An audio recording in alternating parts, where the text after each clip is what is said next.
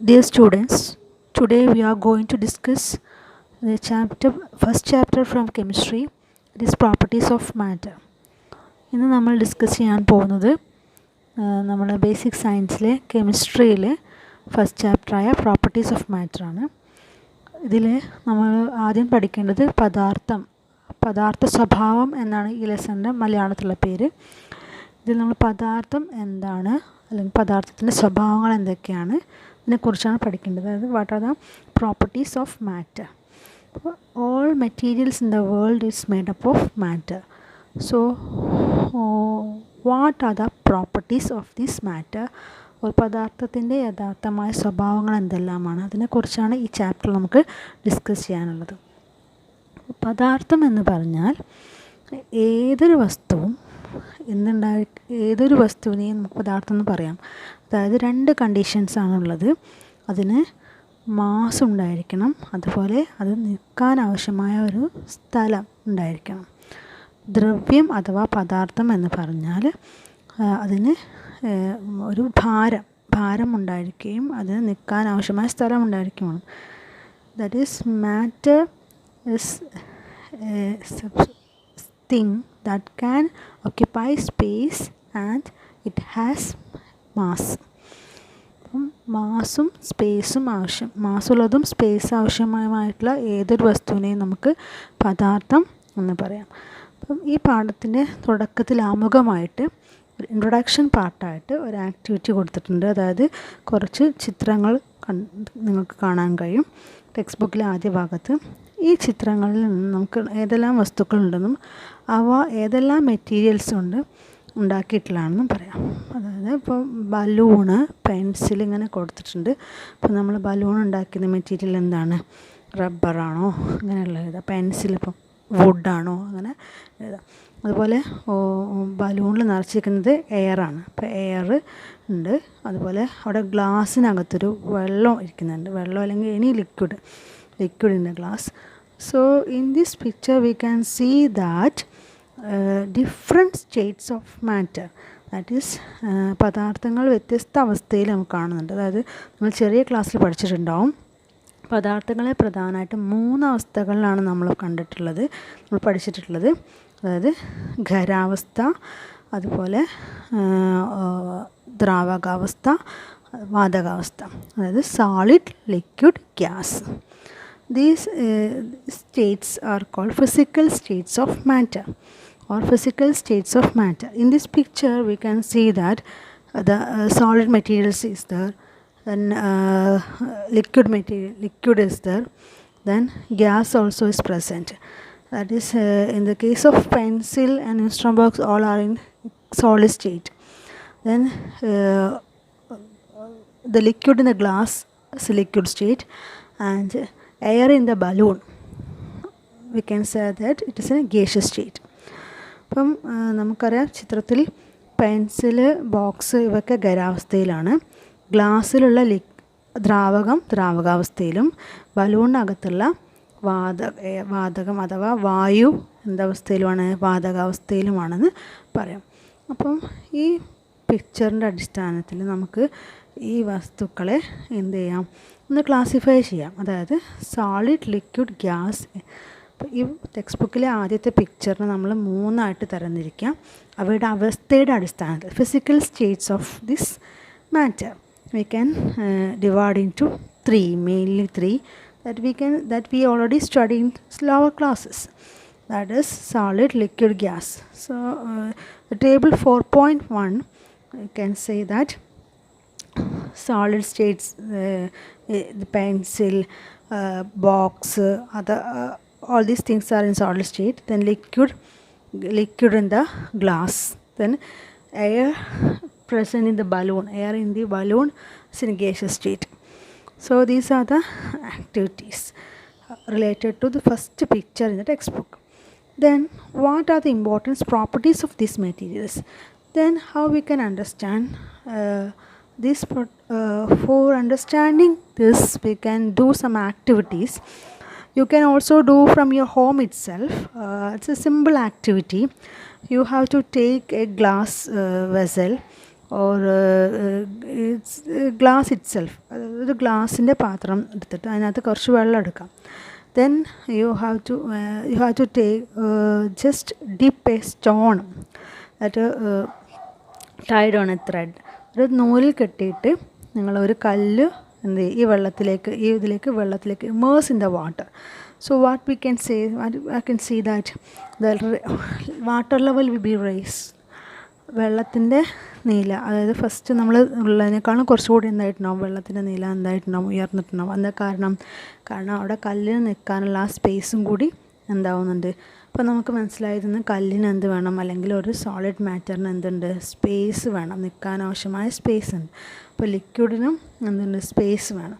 അപ്പം any materials that can have space to occupy, നിൽക്കാൻ ആവശ്യമായ സ്ഥലം അല്ലെങ്കിൽ ഒരു സ്പേസ് ഉള്ള ഒരു മെറ്റീരിയൽ ആയിരിക്കണം. Then next activity, another activity also given in your text book, that's we have to take a glass tumbler and we can put a glass or any bottle, anything in inverted direction. Then how to apply perpendicularity to the water on the tumbler. ഇപ്പോൾ ഈ ടംബ്ലറിലുള്ള വെള്ളത്തിലേക്ക് നമ്മൾ glass എന്താക്കണം, നേരെ തന്നെ തിരിച്ചു പിടിച്ചിട്ട് നേരെ അമർത്തി കൊടുക്കുക. അപ്പോൾ we can see that the water cannot be enter to the glass. വെള്ളം എന്തായിരിക്കില്ല, ഗ്ലാസ്സിലേക്ക് കയറുന്നില്ല. കാരണം എന്താണ്, അവിടെ എയർ ഉണ്ടായതുകൊണ്ട്. എം ടി വെസലാണെങ്കിലും നമുക്കറിയാം അതിനകത്ത് എം ടി ആണെങ്കിലും അതിനകത്ത് എയർ ഉണ്ട്. എയർ ഉള്ളതുകൊണ്ട് എന്താവുന്നില്ല, അവിടെ വെള്ളം കയറുന്നില്ല. അപ്പോൾ എയറിനും എന്തിൻ്റെ ആവശ്യമുണ്ട്, എയറിന് എന്തിന് സ്പേസ് ഉണ്ട് എന്നാണ് നമുക്ക് മനസ്സിലാക്കാൻ കഴിയുന്നത്. അവിടെ എയർ ഉള്ളത് കൊണ്ടാണ് എന്താക്കാൻ കഴിയുന്നത്, ആ വെള്ളം മുകളിലോട്ട് കയറാം. അപ്പോൾ ഈ there is any relation with volume of this material different in water level. അപ്പം വോളിയം എന്ന് പറഞ്ഞത് നിൽക്കാൻ ആവശ്യമായ സ്ഥലം, അതാണ് വോളിയം എന്ന് പറഞ്ഞത്. അപ്പോൾ ഇവിടെ നമുക്ക് മനസ്സിലാവുന്നുണ്ട് എയറിന് എന്തുണ്ട്, നിൽക്കാൻ ആവശ്യമായ സ്ഥലം വേണം.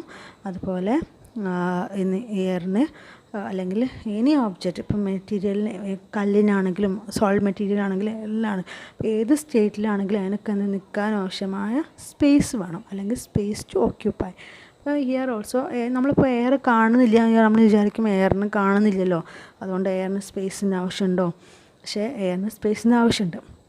ഇനി one more activity is there in that we can, because we already say that any matter that occupies space and has its own മാസും സ്പേസ്, അതായത് മാസും സ്പേസുള്ള എല്ലാ മെറ്റീരിയലും നമുക്കെന്ന് പറയാം മാറ്റർ എന്ന് പറയും. മാറ്ററിൻ്റെ അടിസ്ഥാനമായ പ്രോപ്പർട്ടി എന്താണ്, അതിന് സ്പേസ് ടു ഓക്യുപ്പൈ ആണ്. സ്പേസ് വേണം ഓക്യുപ്പൈ ചെയ്യണമെങ്കിൽ, സ്ഥലം വേണം, അതുപോലെ തന്നെ അല്ലെങ്കിൽ വോളിയം ഉണ്ടായിരിക്കണം. പിന്നെ പറയുന്ന കാര്യം അതിന് എന്തായിരിക്കണം, അതിന് മാസ് ഉണ്ടായിരിക്കണം എന്നാണ്. അപ്പം നമ്മൾ എയറിന് മാസ് ഉണ്ടോ എന്ന് അറിയാൻ വേണ്ടിയിട്ടുള്ള ഒരു ചെറിയ സിമ്പിൾ എക്സ്പെരിമെൻ്റാണ്. ഫിഗർ 4.3 നോക്കിയാൽ നമുക്ക് മനസ്സിലാവാൻ കഴിയും. ജസ്റ്റ് ഒരു സ്റ്റീൽ സ്കെയിൽ, എന്തെങ്കിലും ഒരു സ്കെയിലിൻ്റെ മുകളിൽ 30 സെൻറ്റിമീറ്റർ ലെങ്ത്തുള്ള സ്കെയിലിൽ നമ്മൾ രണ്ട് സൈഡിൽ 2 ബലൂണ് എയർ നിറച്ചിട്ട് ഒരു ത്രെഡിൻ്റെ മുകളിൽ കെട്ടി വെക്കുക. ആ പിക്ചറിലുള്ളതുപോലെ കെട്ടി വെച്ചിട്ട് ഒരു ബലൂണിൻ്റെ മുകളിൽ നമ്മൾ സെല്ലോ ടാപ്പ് ഒട്ടിക്കുക, മറ്റേ ബലൂണ് ഫ്രീ ആക്കി വെക്കുക. എന്നിട്ട് നമ്മൾ ബാലൻസ് ചെയ്ത് വെക്കുക, ഒരു ത്രെഡ് സെൻറ്ററിൽ കെട്ടിയിട്ട് ബാലൻസ് ചെയ്ത് വെക്കുക. ബാലൻസ് ചെയ്ത് വെക്കുമ്പം ശ്രദ്ധിക്കേണ്ട കാര്യം, രണ്ടും ഈക്വലായിട്ട് തന്നെ നിൽക്കണം. അത് സ്ട്രെയിറ്റ് ആയിട്ട് നിൽക്കണം ആ സ്കെയിൽ. നമ്മളൊരു നീഡിൽ ഉപയോഗിച്ചിട്ട് ആ സെല്ലോ ടാപ്പിൻ്റെ അവിടെ ജസ്റ്റ് ഒരു ഹോള് ക്രിയേറ്റ് ചെയ്യുക. അപ്പോൾ എന്താ സംഭവിക്കുക വെച്ചാൽ, സെല്ലോ ടാപ്പ് വെച്ചുകൊണ്ട് തന്നെ പെട്ടെന്ന് എന്താവില്ല, എയർ റിമൂവ് ചെയ്ത് പോകില്ല, വളരെ സ്ലോ ആയിട്ട് അതിന് എയർ ഇങ്ങനെ റിമൂവ് ചെയ്ത് പോകുന്നത് കാണാൻ പറ്റും. അപ്പം നമുക്ക് മനസ്സിലാക്കാൻ പറ്റും. അപ്പോൾ നമ്മൾ ചെറിയൊരു വേരിയേഷൻ ഉണ്ടാകും, അതായത് എയർ റിമൂവ് ചെയ്ത് പോയ ഭാഗം എന്തായിട്ടുണ്ടാകും, പൊങ്ങി പോകുന്നുണ്ടാകും. അതായത് എയർ കുറയുമ്പോൾ അവിടെ മാസ് കുറയാണ്, മാസ് കുറഞ്ഞ് ആ ഭാഗം എന്തായിക്കൊണ്ടിരിക്കും, പൊന്തി പോകുന്നുണ്ടാകും, അല്ലെങ്കിൽ മുകളിലോട്ട് ഉയർന്നു പോകുന്നുണ്ടാകും. അപ്പോൾ from this activity we can see that air also have mass.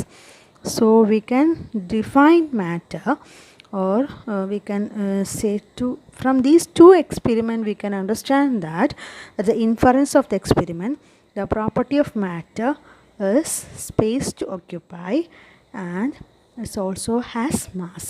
So how can define matter? അങ്ങനെയാകുമ്പോൾ നമുക്ക് മാറ്ററിനെ എങ്ങനെ ഡിഫൈൻ ചെയ്യാം? Matter is anything that occupies space and has mass. അതായത് പദാർത്ഥം എന്ന് പറഞ്ഞാൽ ഏത് വസ്തുവിനെ നമ്മൾ പദാർത്ഥം എന്ന് പറയുക? അതിന് നിൽക്കാൻ ആവശ്യമായ വോളിയം, സ്പേസ് ഉണ്ടായിരിക്കണം, അതിന് സ്ഥലം വേണം. അതുപോലെ ദ്രവ്യത്തിന് എന്തുണ്ടായിരിക്കണം? അതിൻ്റെ ഭാരവും ഉണ്ടായിരിക്കണം. അപ്പം നിശ്ചിത ഭാരമുള്ളതും അതുപോലെ നിശ്ചിതമായ വോളിയമുള്ളതുമായ വ്യാപ്തമുള്ളതുമായ വസ്തുവിനെ നമുക്കെന്ത് പറയാം?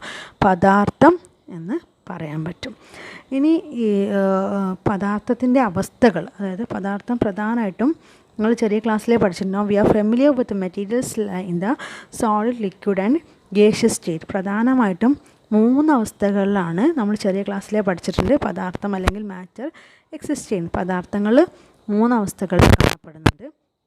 അതിൽ നമ്മൾ which properties of solids are you familiar with? സോളിഡ്സിന് ഒരേ പ്രോപ്പർട്ടി ഉണ്ടാവും, ലിക്വിഡ്സിന് വേറെ, ഗേഷ്യസിന് വേറെ പ്രോപ്പർട്ടി, അങ്ങനെ പല പ്രോപ്പർട്ടീസ് ഉണ്ട്.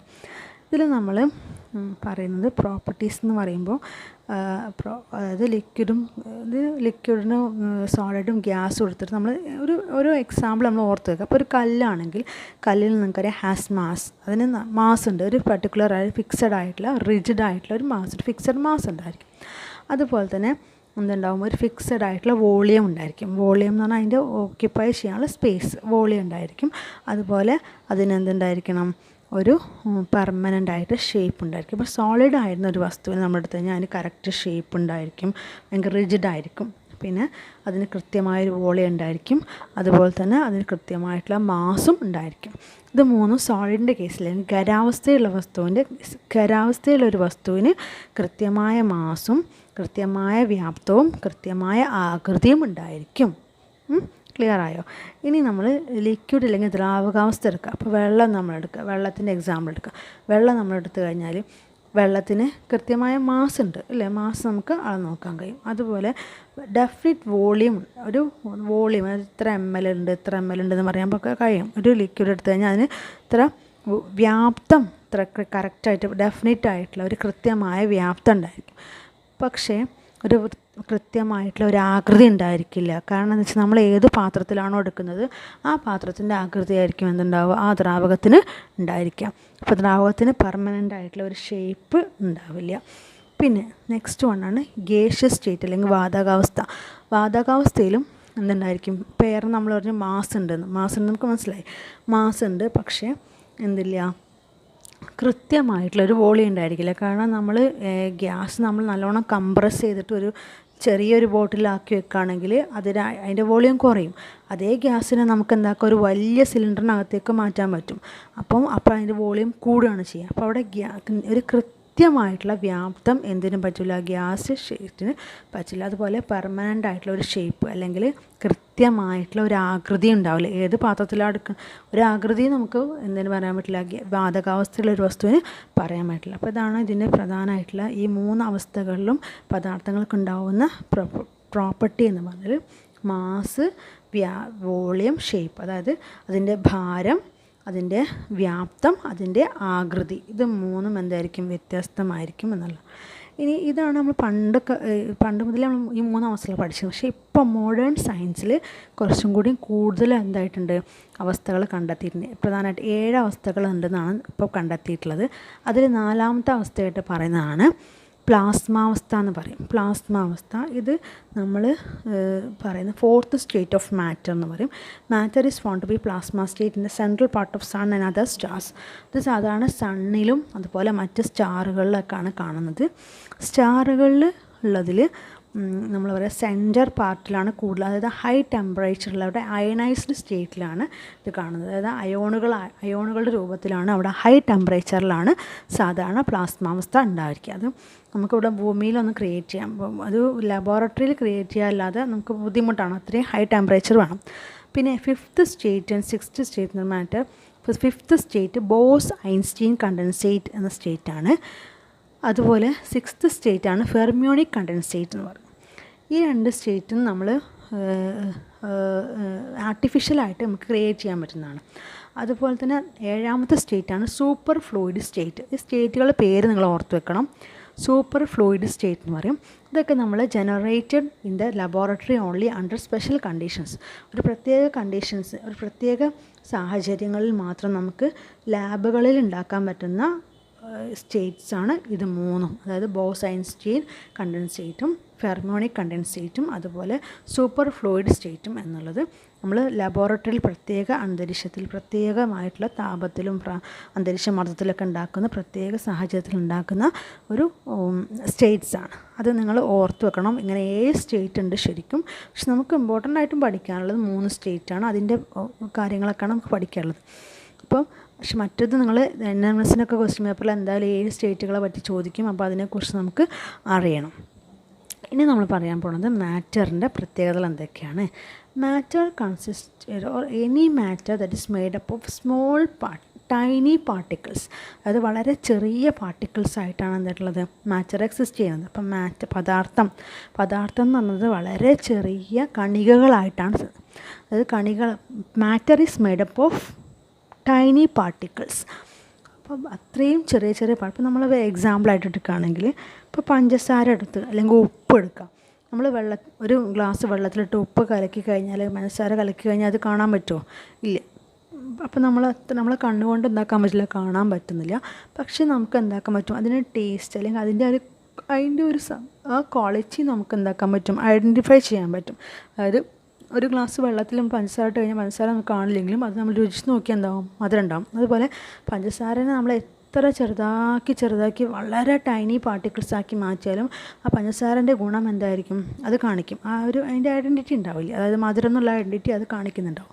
അപ്പം നമുക്കിതൊന്ന് മനസ്സിലാക്കാൻ, matter is made up of tiny particles. ഈ ടൈനി പാർട്ടിക്കിൾസ് എന്നുള്ളത് നമ്മളിവിടെ ടെക്സ്റ്റ് ബുക്കിൽ ഒരു എക്സ്പെരിമെൻ്റ് കൂടി പറയുന്നുണ്ട്. നമ്മൾ പൊട്ടാസ്യം പെർമാംഗനേറ്റ് എന്ന് പറഞ്ഞാൽ ഒരു പൊടിയാണ്, ഒരു വയലറ്റ് കളറുള്ള.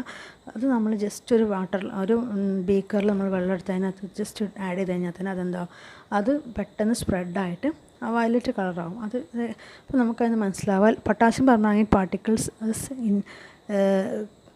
just dissolved in the water and the solution becoming violet color. അപ്പോൾ ആ പൊട്ടാസ്യം പെർമാംഗനേറ്റിൻ്റെ ഫുൾ പാർട്ടിക്കിൾസ് എന്തായി, ആ വാട്ടറുമായിട്ട് വാട്ടറിൽ ഡിസോൾവ് ചെയ്തെന്ന് പറയും. പൊട്ടാസ്യം പെർമാംഗനേറ്റ് വെള്ളത്തിൽ ലയിച്ച് കഴിഞ്ഞാൽ അതിൻ്റെ പൊട്ടാസ്യം പെർമാംഗനേറ്റ് എല്ലാ ഗുണങ്ങളും വെള്ളത്തിലേക്ക് എത്തിക്കഴിഞ്ഞു. നമ്മൾ പഞ്ചസാര കലക്കുന്ന പോലെ തന്നെ. അപ്പോൾ നമുക്കതിന് മനസ്സിലാക്കി, each substance is made up of very tiny particles which cannot be seen with our naked eyes. നമ്മളെ കണ്ണുകൊണ്ട് നഗ്നനേത്രങ്ങൾ കൊണ്ട് കാണാൻ കഴിയാത്ത അത്രയും ചെറിയ പാർട്ടിക്കിൾസാണ് പദാർത്ഥം നിർമ്മിതമായിരിക്കുന്നത് വളരെ ചെറിയ കണികകളാലാണ്. ഇത്തരം പാർട്ടിക്കിൾസിനെ ഇത്തരം പാർട്ടിക്കിൾസിന് അല്ലെങ്കിൽ ഇത്തരം കണികകൾക്ക് ആ പദാർത്ഥത്തിൻ്റെ എല്ലാ സ്വഭാവം ഉണ്ടായിരിക്കും. നമുക്ക് എങ്ങനെ പറയാം, each substance is made up of tiny particles which cannot be seen with our naked eye, and these particles bear all the properties of substances. അതായത് ഒരു പദാർത്ഥം എന്ന് പറഞ്ഞാൽ അത് നിർമ്മിതമായിരിക്കുന്ന വളരെ ചെറിയ കണികകളാലാണ്. ആ കണികകൾക്ക് നമ്മളെ കണ്ണുകൊണ്ട് പോലും കാണാൻ കഴിയാത്ത ചെറിയ കണികകളാണ്. പക്ഷേ ആ കണികൾക്ക് എന്തുണ്ടായിരിക്കും, ആ പദാർത്ഥത്തിൻ്റെ എല്ലാ സ്വഭാവങ്ങളും ഉണ്ടായിരിക്കും എന്നാണ് പറയുന്നത്. ഇതാണ് matter is made properties of മാറ്ററിൽ ഫസ്റ്റ് പോയിന്റ് എന്ന് പറയുന്നത് matter is made up of tiny particles. പദാർത്ഥം കണികകളാൽ നിർമ്മിതമാണ്, വളരെ ചെറിയ കണികകളാൽ നിർമ്മിതമാണ്. ഇനി ഈ പാർട്ടിക്കിൾസ് എങ്ങനെയാണ് അറേഞ്ച് ചെയ്തിരിക്കുന്നത്, അതായത് arrangement of particles in the different States of matter. ഓരോ സ്റ്റേറ്റിലും, അതായത് പദാർത്ഥത്തിൻ്റെ ഓരോ അവസ്ഥയിലും എങ്ങനെയാണ് ഈ കണികകൾ അറേഞ്ച് ചെയ്തിരിക്കുന്നത്, എങ്ങനെയാണ് അവ അടുക്കി വെച്ചിരിക്കുന്നതെന്നർത്ഥം, എങ്ങനെയാണ് പാർട്ടിക്കിൾ അടിച്ചിരിക്കുന്നത്. അപ്പോൾ നമുക്കറിയാം, ഒരു ഖരാവസ്ഥയിലുള്ള വസ്തു എടുത്തു കഴിഞ്ഞാൽ അല്ലെങ്കിൽ ഒരു സോളിഡ് സ്റ്റേറ്റിലുള്ള വസ്തു എടുത്തു കഴിഞ്ഞാൽ അതിന് നമുക്കറിയാം ഒരു കൃത്യമായിട്ടുള്ള ഒരു ആകൃതി ഉണ്ടായിരിക്കും. അതുപോലെ തന്നെ കൃത്യമായിട്ടുള്ള എന്തുണ്ടായിരിക്കും, ഷേപ്പ് ഉണ്ടായിരിക്കും. അതിന് കൃത്യമായിട്ടുള്ള എന്താണ് വോളിയം അല്ലെങ്കിൽ വ്യാപ്തവും ഉണ്ടെന്ന് പറയാം. അപ്പം നമ്മൾ how the characteristics of particle substance in different physical state have been listed. Particles have distance between dum. അതായത് ഓരോ ഖരം, ദ്രാവകം, വാതകം ഈ 3 അവസ്ഥകളിലും പാർട്ടിക്കിൾസ് എങ്ങനെയാണ് അറേഞ്ച് ചെയ്തിരിക്കുന്നത്. അതായത് പാർട്ടിക്കിൾസ് തമ്മിൽ ഡിസ്റ്റൻസ് ഉണ്ടോ, അല്ലെങ്കിൽ ഡിസ്റ്റൻസ് കുറവാണോ കൂടുതലാണോ എന്നൊക്കെ ഉള്ളത്. അതായത് സോളിഡ്, ലിക്വിഡ്, ഗ്യാസ് എന്ന 3 അവസ്ഥകളിലും പാർട്ടിക്കിൾസ് എങ്ങനെയാണ് വെച്ചത്. അതായത് സോളിഡ് സ്റ്റേറ്റിൽ പാർട്ടിക്കിൾസ് വളരെ ക്ലോസ്ലി പാക്ക്ഡ് ആയിരിക്കും. അതായത് ഡിസ്റ്റൻസ് ബിറ്റ്വീൻ ദം വളരെ കുറഞ്ഞതായിരിക്കും, വളരെ അടുത്തായിരിക്കും എന്താവുക പാർട്ടിക്കിൾസ് സ്ഥിതി ചെയ്യുന്നുണ്ടാവുക. വളരെ അടുത്ത ചിത്രത്തിൽ കാണിക്കുന്നത് പോലെ നമുക്ക് നോക്കിയാൽ മനസ്സിലാവും പാർട്ടിക്കിൾസ് വളരെ അടുത്താണ് സ്ഥിതി ചെയ്യുന്നുണ്ടാവുക. Particles are very close each other. There is no gap between എന്ന് തന്നെ പറയാം. അതായത് 2 പാർട്ടിക്കിൾസ് തമ്മിൽ തീരെ ഗ്യാപ്പില്ലാത്ത രീതിയിലാണ് എന്താവുക സോളിഡ് സ്റ്റേറ്റിൽ ഉണ്ടായിരിക്കുക. എന്നാൽ ലിക്വിഡ് സ്റ്റേറ്റിൽ അങ്ങനെ ഒരു പ്രത്യേകമായിട്ടുള്ള ഒരു അറേഞ്ച്മെൻ്റ് ഒന്നും ഉണ്ടായിരിക്കില്ല. എന്നാലും പാർട്ടിക്കിൾസ് എന്തായിരിക്കും അടുത്തടുത്തായിരിക്കും ഉണ്ടായിരിക്കും. പക്ഷെ അങ്ങനെ ഒരു ഫിക്സഡ് ഓർഡറിലൊന്നും അറേഞ്ച് ചെയ്തിട്ടുണ്ടാവില്ല.